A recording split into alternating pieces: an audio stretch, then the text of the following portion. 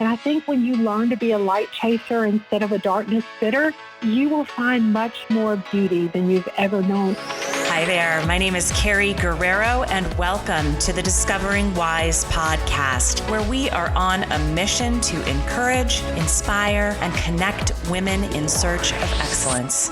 The journey of life is full of twists and turns, and excellence means different things to different people. We want to provide you with compelling and encouraging stories from other women to support you along the path to success as you define it. This is the Discovering W.I.S.E podcast, Women in Search of Excellence. I am so thrilled to have my dear friend Christy Solar with us today on the podcast. This woman, my goodness, if you look up overcomer in the dictionary and there's a picture of Christy there, it says, "Hi, I'm here." She is at the top of her field in mortgage lending as a woman. She is an amazing wife and mama. She is an overcomer. Like one of my favorite stories about Christy that I remember specifically when she captured my heart.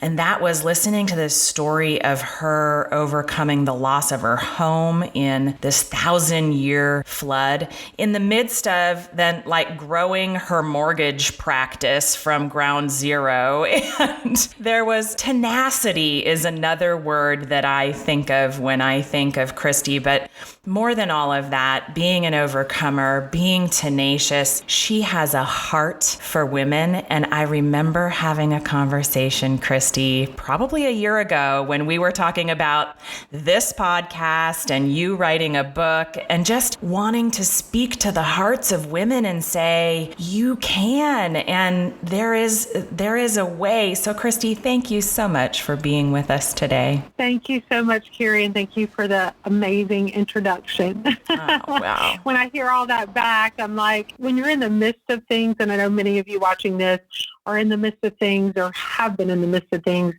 you don't really feel like when you come out of it that you're an overcomer. You're just doing the best you can to get by, right? So when people say you're an overcomer, I really appreciate that. I don't always feel that way because I think there's always things that I'm learning and growing from, but I do appreciate that. Wow, your humility is awesome. I absolutely can't wait to hear the stories you have to share today. So knowing you juggle a lot of balls, lady. I know you do. Yes. I juggle a lot. So I am a loan officer, and right now, this month, October, going to juggle about 60 mortgages, which is in itself just really weird to say. And then I have 3 beautiful children, 21, 18, and 15. Thank goodness they now juggle themselves a lot. So mom doesn't. Mom just navigates it. Mom doesn't have to do all the things anymore.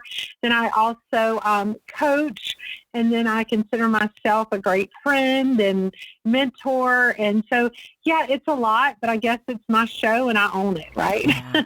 Amen to that. Well, when you think about all of those balls and you think about what's Christy's current mission, which I get changes and evolves over time, but right now, if you had to say, hey, this is my mission as we work to close out 2020 and push into 2021, what would you say? I thought about that when you emailed me about the mission and what I was looking forward. And I just want to be completely transparent. We all as women look at other women that we think have it all together, right? I hear women tell me all the time, if only I could do what you do, or I think that of other people, if only I could do. Let me just tell you, life is not pretty. Life is not easy. No matter when we think we have it all, it's there's things we can do better. There's places we can grow. So right now I'm a chaotic loan officer that my phone rings off the hook from time I get up to time I go to bed. There's days that I'm not a perfect mother, that I yell too much or I fail and I don't feel like I'm doing all the Betty Crocker things that I should do. I am human. So I want to preface by saying that don't ever get stuck and let that negative self-talk bring you down, because you can make a mindset change. So I think for me, when COVID hit, I've always, and of course we'll get into my story, but I've always been one that finds adversity is where I grow the most, right? So I started looking at ways to do Zoom with clients, and this is not about mortgages, but mortgages is my life. It's not just a career. It's what I do every day. So it's the realm that I navigate. But I think that my mission is not just to help people. We all say that about our career. We want to help people. But I think I am a lost girl that is trying to feel good enough and feel like she is worthy enough. And every day I am chasing that, because my brain tells me back when I was in my 20s and had some downfalls, and then back in my early 40s when I had some marriage issues, my brain reminds me of that, right? That negative self-talk reminds me every day that I'm not good enough. My mission is just to feel good about myself. And I know that sounds selfish, but sometimes it's okay. I think as mothers, as working women, we are always trying to make everybody else feel good, and we don't make ourselves feel good. And my number one mission right now is to please Christy and let that little girl know that she's enough. And I know that sounds crazy, but that's really just my mission. That is really just my mission. That doesn't sound crazy to me at all, Christy, because when you think about that, and I just need to go back on something that you said, because you said, I know that might sound selfish. And I'm going to say right now, no, it absolutely doesn't sound selfish. Yeah. Because if we don't take care of ourselves and we don't speak into ourselves and we're not lifting ourselves up, then what spills out into the world is that negative stuff that's going on in our heads. But if we do, really take in who we are and whose we are, then we own that, then we're able to give to others in that positive way. So I could not agree more. I heard somebody say, and I don't know who it was a long time ago, that if somebody spoke to the people that you love like you speak to yourself, you would not stand for it. Right. So my mission every day is to change my language to myself. And I found that when I really started working on self-discovery 2 years ago, Carrie and I were with a group of our friends and women, and we really started working on self-discovery. Maybe that was a year ago. It just feels forever. A year ago. No. But a year ago. We really started working on that. And when I started working on that, I started realizing that a lot of my biggest obstacles began with me, right? A lot of my biggest, I can't do this many loans. I can't do this in my marriage. I can't do this with my children. It all began with my self-talk. And I have been really big this year on just letting that go and being who I am, unapologetically who I am. And that has been so freeing. And Carrie's going to laugh at this. And I know that we're being a little formal here, but it started with like tattoos. Like I'm from the South and the tattoos are not really, for a while, not really loved down here. And then I thought, well, it's who I am. So I got Amplify Hope. I got Be Still. And many of you look at that and say, well, that's kind of weird. But for me, it was just being my authentic self and not apologizing to anybody for it. And that is so freeing. When you become who you're meant to be and whose you're meant to be, and whether it's tattoos or whatever your thing is, and you just own it and you just be it and you believe it, you will rock it. Your family will grow, your business will grow, your mind will grow. So I absolutely love that. And I'd love for you to go down that path a little bit more, because when you think about it began with me, right? That's what I heard you say. It began with me. It began with the things I was saying to myself. If I'm listening and I'm listening to you and I'm like, okay, well, I'm in this not so great place. And I'd love to get to the place where I'm leaning into being authentically me. But how do I even get started? And Christy, maybe you want to back up and share a little bit about where you were and how you overcame some of the obstacles that you did to get to that place where you're really even able to explore what you're describing. Yep. And I think sharing has been really important for me. I've never been shy, so I've always shared, but it's always been very surface. And I was always really worried about what people thought about me and how they would perceive me. So I want to say to you that your perception of you is key, not anybody else's. You cannot control that. So something that I'm about to share, I always hid because I was embarrassed of it, because I felt like people would think of me different. But then I realized that by me choosing, and again, it's a choice to share. I'm not saying that everybody has to share everything in their closet, but for me, healing from this was sharing it. And the more I shared it, it was healing for me, then it helped me to release it. So I'll share it. And on the other side of this camera, you cannot see her, is a beautiful 21-year-old daughter of mine. Her name is Claire. And I was raised in a wonderful home. I had great parents and they loved me unconditionally. I had some things happen in my early 20s. I made some really bad choices, nobody's fault but my own. Started living a life of addiction, drugs, but it was addicted to a lifestyle more than it was a substance. But it was just adrenaline junkie. Anything that I could do, just anything I could do illegally or whatever to get this adrenaline, I was doing it. Got involved with a dealer and had a relationship. And one day I showed up at a hospital and thought I had an ulcer, and they took me to x-ray. And I went to the x-ray room and the machine did not work. And they said, the machine's not working. Like, not sure what's going on. Let's go take you down to ultrasound. So when we got to ultrasound, thank God the x-ray machine did not work because I was 3 months pregnant. And I was pregnant with Claire. And right there on that table, ladies, let me tell you, that day I had a heart change. God, it spoke to me and said, this is a choice. Before that, and again, I'm super transparent because I'm okay with all of this, right? I'm okay with all of this. I had an abortion a couple years before, and that's what sent me into the spiral. I didn't deal with it, didn't know how to deal with it, was very ashamed. And not saying that you should be, I'm just saying for me, it started me on a path, because I think anything in life where it's something big like that or little that you don't deal with it, it can cause you issues. So I went on this path, and then when I found out I was pregnant with Claire, I just knew I had to change. I didn't really know what to do or how to do, so I just went home, right? I just went home. Went to my parents, left that life. Her father chose not to be in her life, and so I was a single mom, and I had to start just over.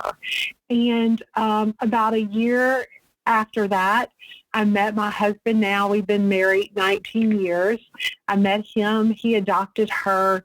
But through all of these years, and I'm just, again, being super transparent, guys. Please. But 20 years later, I was still dealing with not feeling good enough, right? I started chasing money and success, and I got that, and that didn't work. I always pushed Mike away because I just felt like he was going to leave because everybody else did. I know a lot of you have been there in that. I feel like right? he didn't really even know somebody that he was married to because I just didn't let him in. I had emotional affair. I mean, you name it, I did it. I was always trying to seek something to make me feel better because I never dealt with this. I never dealt with her.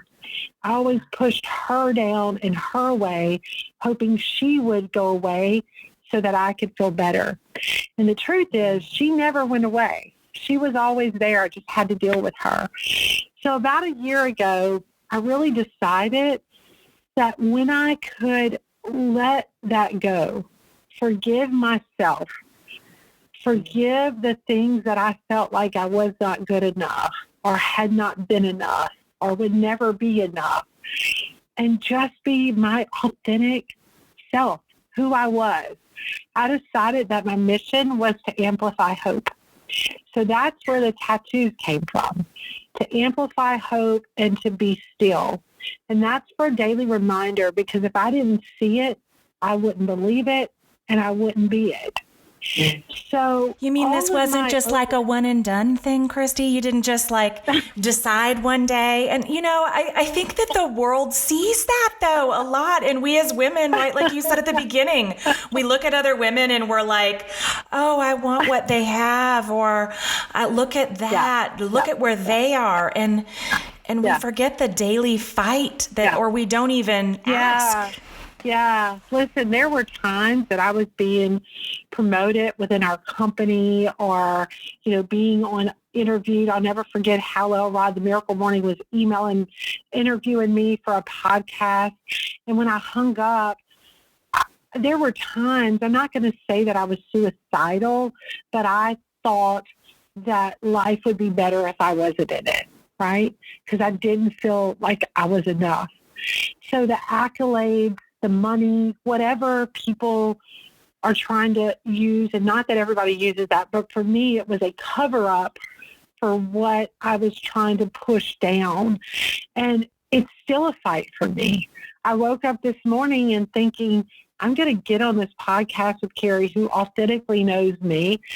And I am, our family had an argument this week that we're still all, getting over.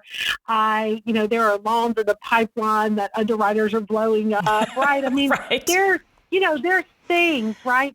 So what I really want to say is don't strive. Although people can inspire you, and that's amazing, be yourself. Be your inspiration. When I look in the mirror, I want to inspire myself. And I know that sounds so cliche, but I can never live up to other people's thoughts of me, right? I can never live up to what they want me to be. That is not obtainable. I can only choose to be exactly who I am, and it's imperfect, and it's not always beautiful. And 30 minutes before this, I didn't have makeup on, right? And guess what? I'm okay with that. I'm totally okay with that. No, that's awesome. So I love the daily reminders, right? Being in a space where we know that this is a process, and that I love how you said, hey, we had an argument this week. It's like, there's this veil of delusion that, life doesn't really happen for those who are successful. And it's like, no, I had an argument with my husband last night. That still happens, whether you're a woman of faith or, you look like this perfect version of whatever you envision in your mind. Is there like a particular moment that was, I hear the story about Claire, and I love that we kind of share that with our daughters in terms of when I had Ashley, and I know she absolutely does not love that at 28 years old, I still call her PA, which is Precious Angel, because I believe that she was delivered to me in order to save me. I think God said... I tell Claire that every day. Hey, are there other moments more recently, like I think about, you said, hey, last year, where you go, hey, this was a pivotal moment. There's always this journey, right? 21 years ago, and then Yeah. I am so glad you brought that up because I want to talk about journeys for just a moment. So we're all going to go through journeys, right? We have a birth date, a death date, and the dash in the middle. And that dash in the middle is chaotic. It's fun. It's sad. It's angry. It's all these things. Years ago, a really good friend of mine told me this. He said, when you get to a dark place, don't live in it. Remember the light. There's always a light. And when you find that light, there's always a lesson. So this is going to sound really weird for many of you, but now when I go through a journey, I always look outside of the journey to the light. And I realize that everything that I've ever went through, the drug abuse, being a single mom, even the abortion, all that taught me so much. So let me talk about some of the pivotal journeys that led me to this new discovery. So 2015, I was living life. It was, again, chaotic because that tends to be how I function the best. I didn't have the right team, didn't have the right staff, although they were wonderful. They were not the right staff for me. I let my assistant go in August, and a week later, I went on a 10-day trip around California with a family. I ended it with How I Ride and I say How I Ride the Miracle Morning because that changed my life. If you have not read it, read it. So I was with Hal, and I got on a plane and came home. And I got home and not really sure what happened, but that next morning, Mike left, came home to find me in the floor in the bathroom. I had a stroke. Probably stress. I have a blood disorder, just lots of things. Didn't take care of myself. So I woke up in the hospital, on the hospital bed, in the ER with Mike there. I had our processing manager who's like a sister there. And I remember not thinking about loans, not thinking about anything like that. I just wanted to be with my children. Now, this was my third stroke in 10 years. I just wanted to be with my kids.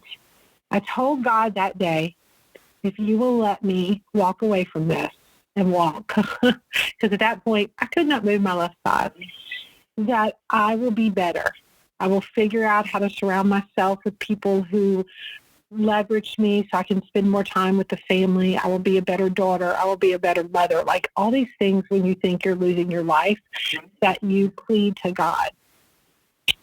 So I got out of that, and for about 5 or 6 months, I was in a wheelchair and on a cane.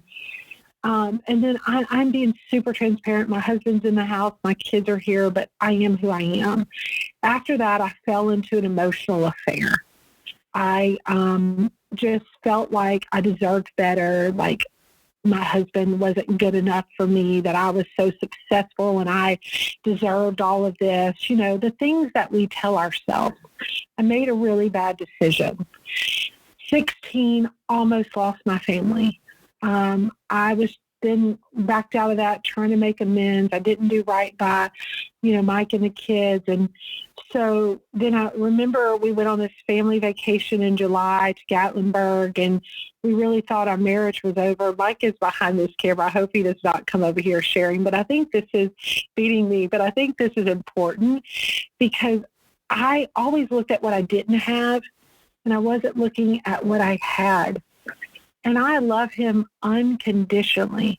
And I made bad choices that almost lost my family.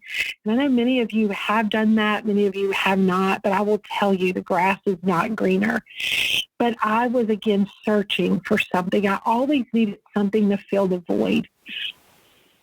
August 13th, 2016, a year and 3 days later, we had a massive downpour of rain. It wasn't a named storm. It wasn't a hurricane. It was a massive downpour of rain. And it brought 4 foot of water in my home. We lost everything on the first floor. I remember Mike and I's anniversary was August 18th, and I remember us taking a selfie in our bedroom with everything gutted. And me just looking at him and just knowing that it was going to be okay. right? There was a lot of forgiveness on his part. There was a lot of things that I had to change to do better. There was just a lot of growth that had to happen, because when you do things like that and you make bad decisions, Right. I'm sorry doesn't fix it. No, there are consequences, right? There's consequences. And the work and the success, it didn't fix it. But this flood, I call it the cleansing flood. And I know you say, how can you rejoice over 4 foot of water in your house? But there were so many times that we had sit in that bedroom and cried, or I had said things that I didn't mean, and he had too, and he was hurt, and we were lost. And this flood, a year later, wiped all of that away. It's the flood of reconciliation. Flood of reconciliation. Yeah. And it was a chance for us to grow as a unit, as a family, heal our marriage, help our children, because, see, I hurt them too. When you make those decisions, you don't just hurt your spouse, you hurt your family. So all of that had to be reconciled. So we rebuilt this beautiful home. We stayed here. And then a year after that, I started this discovery. I went to Collateral, Wisconsin with a group of women, and then in 2019 was the pivotal point for me. And that was, I just call it the Healing Mountain. We went to Colorado, and I shared all of this that I'm sharing with you. And I do want to say, when you're watching this, a year ago, I could not have shared this. I could not have been told you who I was or the mistakes I've made, because I didn't want anybody to see me in a different light. And when I started really owning what I had done, who I had become, what I needed to heal, that was now. But it all went back to that 20 years ago, right? Because it starts at a little snowball, and then it all just grows.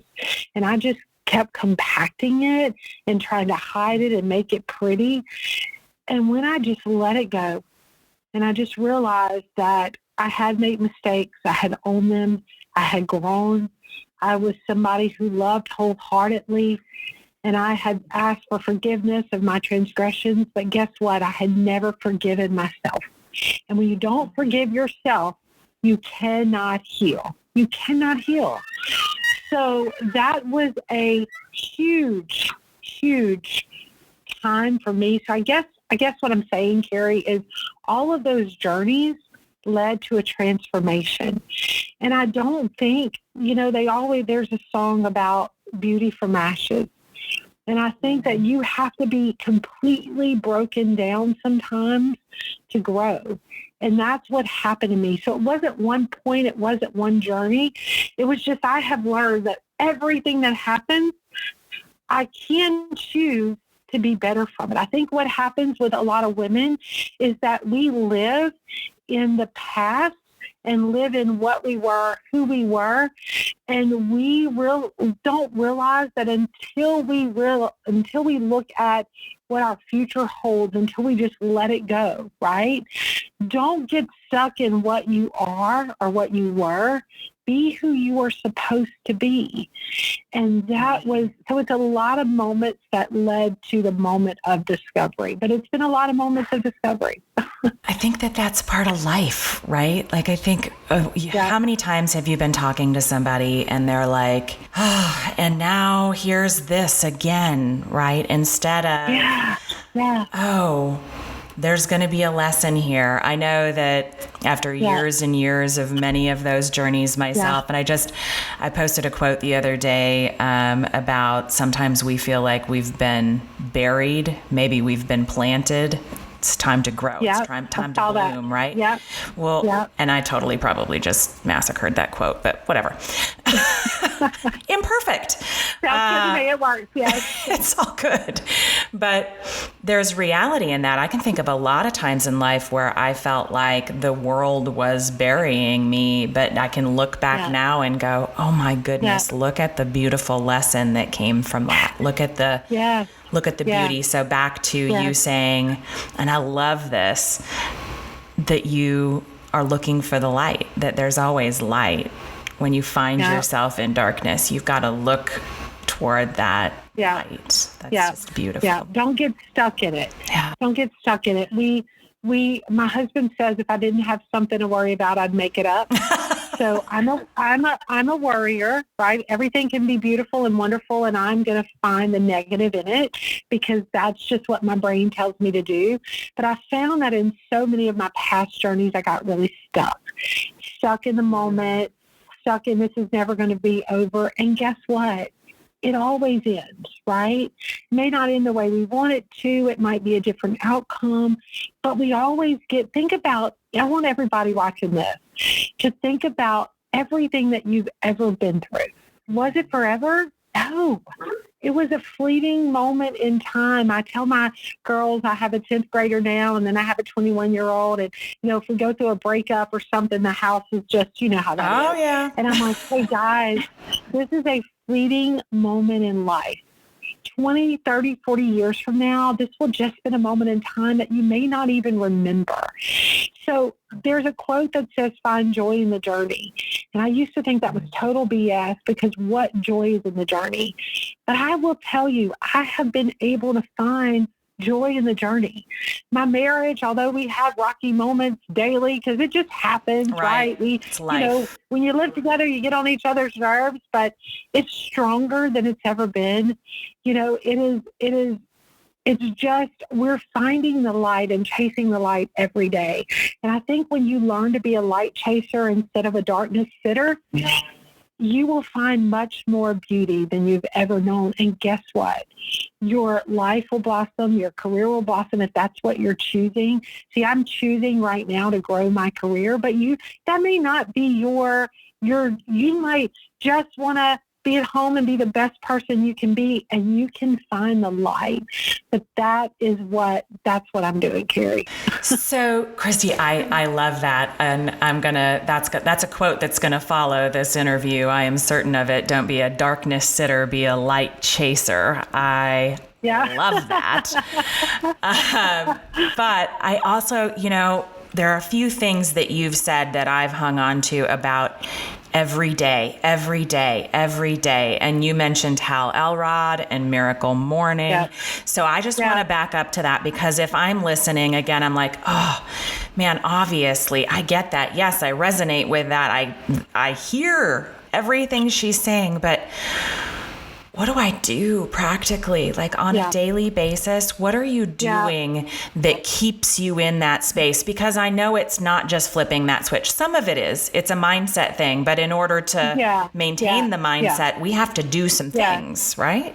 That's correct. Annie Andrews one time said it, I'm going to butcher this, but something about change was an instant. Like you can change in an instant, but it's your mindset and the activities after that are the problem, right? I can make a difference. I can make a choice that I want to lose weight, but then I have to put all of those actions in place, which by the way, I did 2 years ago and I'm down 130 pounds. Yay for that. So, but that was a choice, but then I had to put the actions in place. So let me tell you what I do that may help you. So we talk about the Miracle Morning, and we are not paid by Hal Elrod, although I'll text him in a minute and tell him we should be, right? But the Miracle Morning was Savers, Savers. It was 6 things that I do every day. Now, I may do these for 15 minutes or I may do these for an hour. The biggest thing for me, whether you do the Hal Elrod method or whatever method you choose, was taking time in the morning to just breathe and be silent and have a moment for yourself. So the savers are silence, affirmation, visualization. I visualize my day.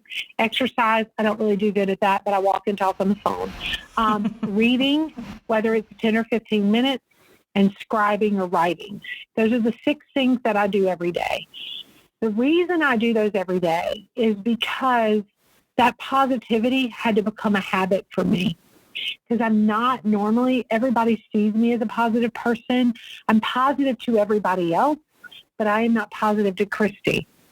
Not right here. So I had to come up with something. And let me tell you, I hated it.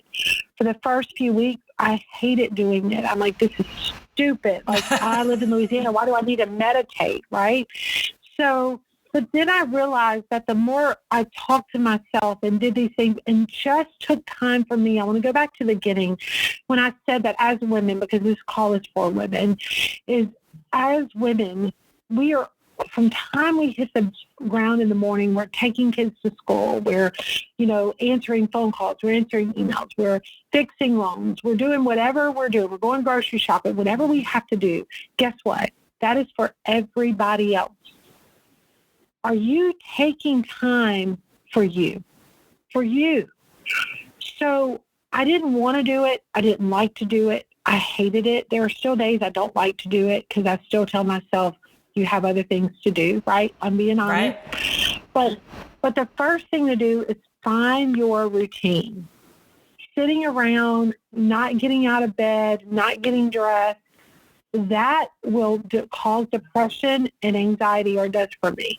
On Saturdays, Mike and the kids know if I lay in the bed too long, they better get me up or the whole weekend shot, because I cannot function. I am prone to suffer from depression. I cannot function in laying around and no activity. So whether I got to get up, get dressed, and walk to the mailbox, or just come cook something, I love to cook. I have a recipe page. That's what I do. I know. I love to cook. So I do that, like whatever I have to do to give Christy some time. So I'll say to you, if you're struggling on how to change your mind and then change your routine. And your routine has to be consistent. It has to be every single day. Every single day. They say 52 days, 72 days. You have to make a choice to change your mind, but you have to make a choice to change your routine. So that's what I did, and that's what I do. Change your mind and change your routine. Change your routine. Christy, is there anything that we haven't talked about that you're like, hey, I just really need you to hear this as we close out our time today? I know I've overshared because that's what I've learned to do. For me, it's been healing, but I will just say, you are worthy. You are worthy. Whether you are in a negative relationship, whether you're in a job that you don't love, you are worthy. You are worthy. Sometimes we hear people talk and we say, well, I know it sounds great that she loves her career. I don't really have a choice. I have to feed my family. Guess what? You can choose happiness, right? Your negativity is a choice. I'm not saying that you can go out today and change your career, because I understand there's more steps involved in that. But guess what? You can choose happy. You can choose happy. And so many of our trials and our worry is because we just don't choose happy. Worry is you're cashing a check that you don't have, right? Mm-hmm. So I just want to say you are worthy. You are beautiful. You are enough.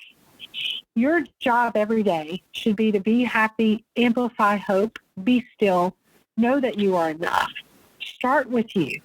When you start with you and you fix you, everything else is just circumstantial, right? There was a movie that we watched the other night, and it had Will Smith in it, and it was about how it was called Collateral Beauty. We always hear collateral damage, right? But do we find the collateral beauty? And this was about how he had lost a child, and he was looking, he couldn't find, and I cannot imagine that loss, but he could not find any good.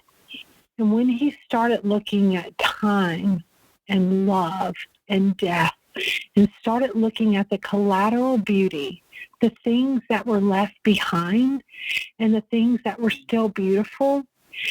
And you know what? That's what happened to me for all those years. I got caught up in the collateral damage and the things that weren't beautiful and the parts of me that was not beautiful. And I keep going back to my tattoos because they mean so much. This lioness right here is a symbol for me of beauty and hope and overcoming, because the lioness, although the lion is the one we see and hear about the most, she is the one that hunts. She is the one that brings the food back to the family. And I just have to remind myself every day of the collateral beauty, that even though you're going through trials and tribulations that you didn't choose or maybe weren't your own decisions, most of mine were my own bad decisions, but a lot of you are going through things, whether it's cancer or health or the death of a loved one that was not your choice. Choose the beauty. You are here for a reason. God put us on this earth, and he leaves us here to make a difference. You owe it to him. You owe it to yourself. You owe it to your legacy to live the best life you can and find the collateral beauty. Well, I can't think of a better way to end our time together than that. Look for the collateral beauty. I love it. Christy, we're going to put your contact information, aside from the fact that if anybody is looking for a home loan in Louisiana, she's your gal, the best there is, right? But is there any other way we can help you on this mission? You know what? I think this is part of my mission. I said a year ago that I wanted to inspire women by telling my story, and it was very raw and very hard. And, you know, when you put it out there, you leave room for people to judge you. And there's 3 words that have really resonated with me lately. And y'all are going to laugh at this, but it's, I don't care. I don't care. I'm with you. I don't care. So if you're dealing with something and I can help you with it, reach out to me. I have lived a lot. I am glad to always give my opinion. But, I think as women, we have to own who we are. Our story makes us beautiful. And our story doesn't have to be beautiful, but beautiful can come from it. And so that's it. You are allowing me to share my story and live part of my message, amplify hope. And that's what I want to do. I want to give those listening hope that you can overcome, that you can be all that you ever dreamed of. You just have to start here. Wow. I think you've done exactly that today, Christy. Thank you. Thank you. Thank you for listening to the Discovering W.I.S.E podcast, Women in Search of Excellence. If you're looking to stay encouraged and inspired throughout your week, connect with us at discoveringwise.com or follow me on social at discoveringwise for thoughtful daily starts, weekly video messages, and podcast updates. Until next week, thank you for listening to the Discovering W.I.S.E podcast.